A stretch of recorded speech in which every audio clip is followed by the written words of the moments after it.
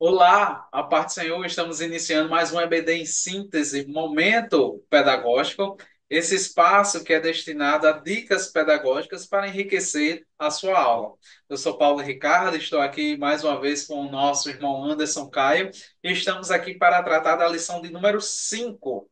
Lição esta que tem como título Entendendo os Evangelhos. Parte do Senhor, irmão Anderson Caio. Pai do Senhor, Paulo, feliz mais uma vez em poder contribuir com o DENEC, né? Certeza que os alunos e professores vão se empenhar e sairão daqui edificados de uma forma que os alunos possam compreender e entender, né, sobre os evangelhos. Amém. Como eu já adiantei o título da lição, Entendendo os Evangelhos, vamos partir agora para os objetivos da nossa lição. O primeiro é conhecer a relação entre os três primeiros evangelhos. O segundo objetivo, saber em que João se distingue dos demais evangelhos. E o objetivo de número três, obter uma visão panorâmica de cada evangelho.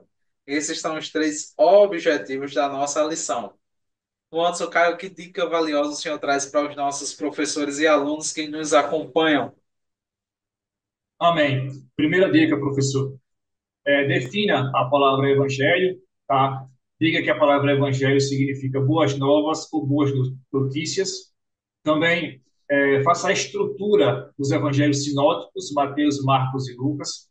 Traga o significado da palavra sinótico dos evangelhos. Trate o evangelho de João como evangelho separado dos sinóticos, né? Literalmente ele é separado dos sinóticos. Defina a cristologia mais autêntica e mais apurada no evangelho de São João. Tá? E mais importante, como dinâmica pedagógica, o que eu aconselho e o que eu oriento. Você vai pegar um milagre de Jesus realizado nos evangelhos sinóticos. O que eu sugiro? A mulher de fluxo de sangue. Você vai pegar esse milagre e você vai distribuir numa folha esse mesmo milagre escrito por Marcos, por Mateus e por Lucas, certo? E os alunos vão entender e vão ler esse milagre na perspectiva de três autores diferentes.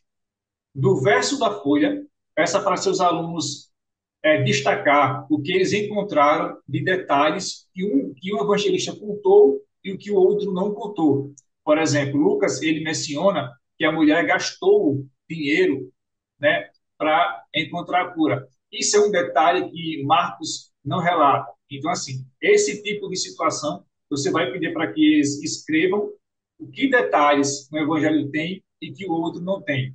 No final, você vai explicar que esses detalhes não são contradições, mas sim o caráter literário de cada escritor, tá certo? Traga essas diferenças e apresente o caráter literário de cada aluno, de cada escritor e mostre que não é contradição, isso é importante, que não é contradição, mas que são detalhes que um autor não conta, mas que o outro conta. Desse pressuposto, você vai reforçar mais ainda o que é sinóticos e vai estruturar para os seus alunos também o caráter literário de cada um, tendo consciência que cada evangelista escreveu para um público diferente. Né? Por exemplo, Mateus ele vai escrever para os judeus, e sempre que você vê, Paulo, Cristo, no Evangelho de Mateus, cumprindo alguma profecia, sempre Mateus vai dizer, e fosse assim para que se cumprisse a profecia de tal profeta.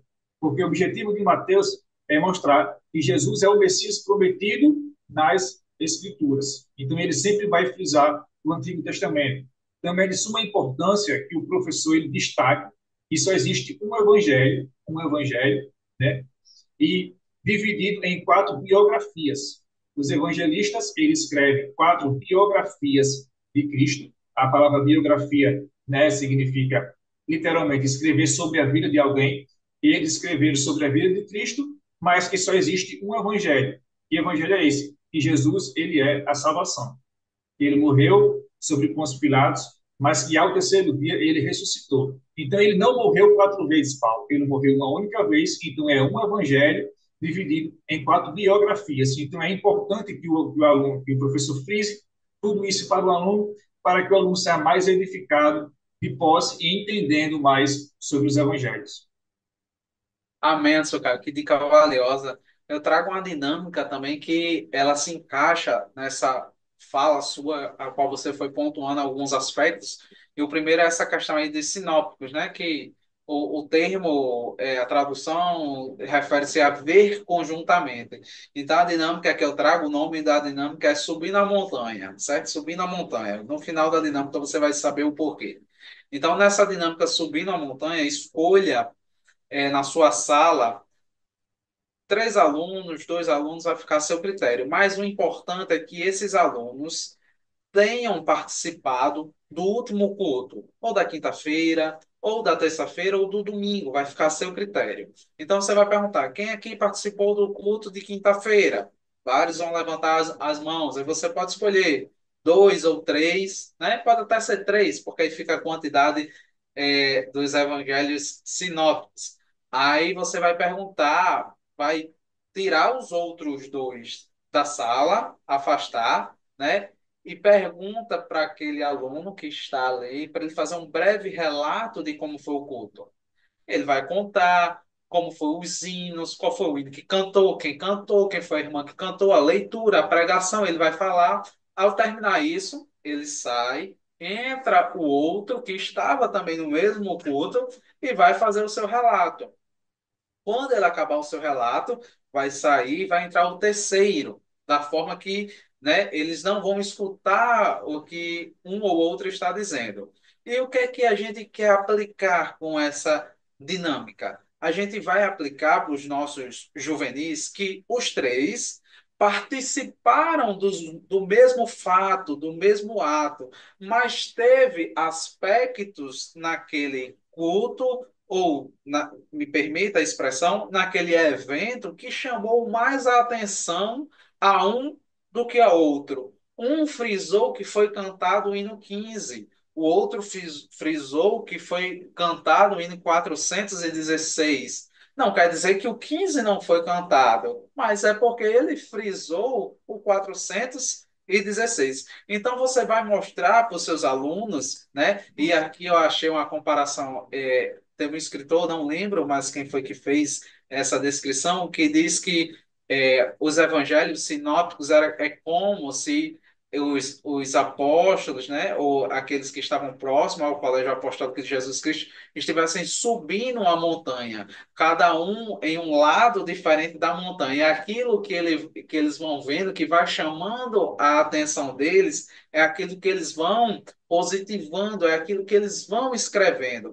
A gente percebe, como o irmão Anderson Caio chamou bem a atenção, não quer dizer que não seja verdade, porque não está em um e está em outro, mas é só porque aquele evangelista, né, ao fazer a biografia, como o irmão Anderson Caio ressaltou, temos, né, um só evangelho, biografias diferentes, eles só ressaltaram aspectos diferentes daquela biografia. Por isso que a dinâmica se chama Subindo a Montanha. Eu acredito que vai ser bem divertida a interação com seus juvenis.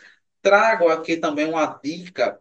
Às vezes, eu sempre, quando posso, sugiro que vocês usem, né? Se tiverem condição, de compartilhar no grupo, se você tiver com seus jovens no WhatsApp, compartilha com ele. Tem um vídeo bem interessante que é do Bíblia Projeto, que é falando especificamente sobre isso, sobre os evangelhos. Então, se você puder compartilhar com seus jovens, ou na hora da aula, ou disponibilizar para eles no celular, no WhatsApp, é bem interessante. Está aqui embaixo. é, eu vou dar só o play aqui, só para vocês verem rapidamente como é que o vídeo é estruturado.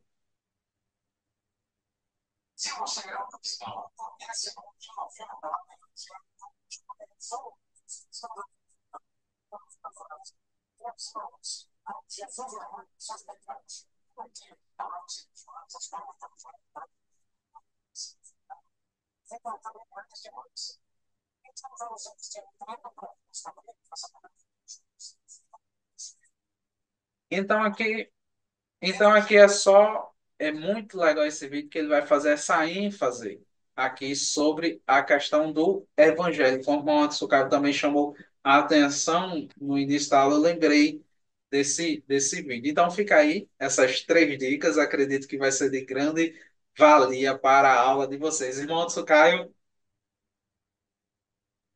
Amém. O professor sempre reforça com seus alunos que cada escritor ele é bem cultural, né? Quando você pega o Evangelho de Lucas, você está lidando com um único gentil a escrever um livro do Novo Testamento.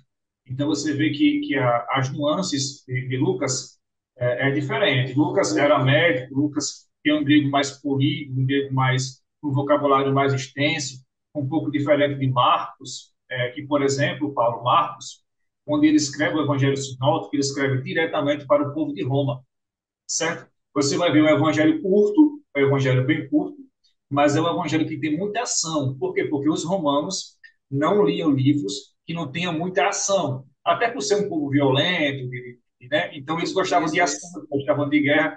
Então Marcos apresenta um Cristo em ação. Você vai ver muitas vezes Jesus Cristo expulsando demônios no evangelho de Marcos. Por quê? Porque era Cristo em ação. Então, para cativar a atenção do povo romano, Marcos faz o quê? Ele pega e escreve de acordo com a cultura local, respeitando a cultura da época, a cultura local, para trazer uma verdade espiritual acerca de Jesus. Então, é importante frisar sobre isso, né? Por exemplo, Mateus, você não vai ver em outro canto aquele versículo: Vinde a mim, todos que estáis cansados e oprimidos, que eu vos aliviarei. Você não vê em Marcos, em Lucas, muito menos em João. Isso é um versículo estritamente dedicado de Mateus. Por quê? Porque quando Cristo fala assim, vinde a mim, ele está falando, vós que estáis oprimidos, essa opressão que ele fala é a opressão da lei, é a opressão da lei. Aí Cristo ele fala assim, tomai sobre vós o meu jugo, que é a graça. Claro que no sentido espiritual, esse jugo também pode se referir ao pecado, mas a princípio, Mateus como judeu, ele está trazendo a verdade judaica dentro do livro de Mateus para provar aos judeus que Jesus é aquele que cumpre a lei, mas que também o seu jugo é leve, é o jugo da graça. Então é importante também respeitar a cultura local e o caráter literário de cada escritor, sendo assim trazendo verdades espirituais dentro do Evangelho sobre Jesus. Assim, você vai trazer uma aula estruturada, com dinâmicas, e cada aluno vai sair de lá edificado pela palavra do Senhor. Fica aqui os meus agradecimentos por mais uma oportunidade de poder estar contribuindo com o DENEC aqui no estado do Rio Grande do Norte. Amém. Nós ficamos por aqui, esperamos encontrá-los na próxima lição. Curta, compartilhe, comente aqui no nosso espaço e Deus abençoe a vida de vocês. Até a próxima e a paz do Senhor.